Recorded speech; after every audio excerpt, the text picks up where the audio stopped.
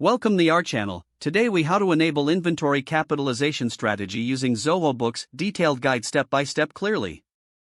To enable inventory capitalization strategy using Zoho Books, start by logging into your Zoho Books account.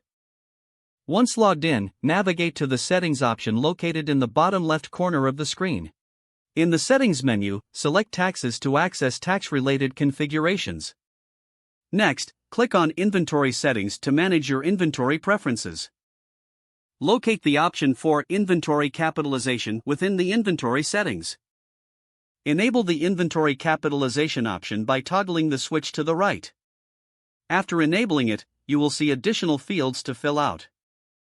Input relevant details about your inventory capitalization strategy as required. Now that you have configured the inventory capitalization settings, it's essential to review your inventory items. Go to the Items tab on the left side of the dashboard. Select an inventory item from the list to check its details. Ensure that the capitalization settings are appropriately applied to each item. If adjustments are needed, make sure to edit the applicable item and update it accordingly.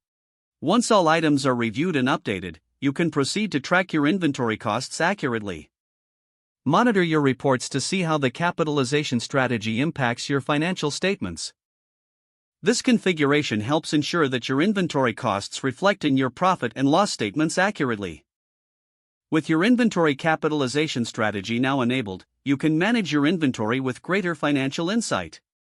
Always refer back to the settings menu if you need to make future adjustments to your strategy. If the page does not load, refresh the browser or try again in a private or incognito window. Make sure you are using the correct email address, then retype it carefully to avoid small typos. If your password is not accepted, use the reset option and create a new strong password you can remember. Check your spam folder for verification or security emails, then complete any requested confirmation steps. Enable two-factor authentication if available to improve account security and reduce unauthorized access risk. After signing in, review your profile details so your contact information and settings are accurate and current. If you see an error message, note it down and try again after restarting your device and internet connection.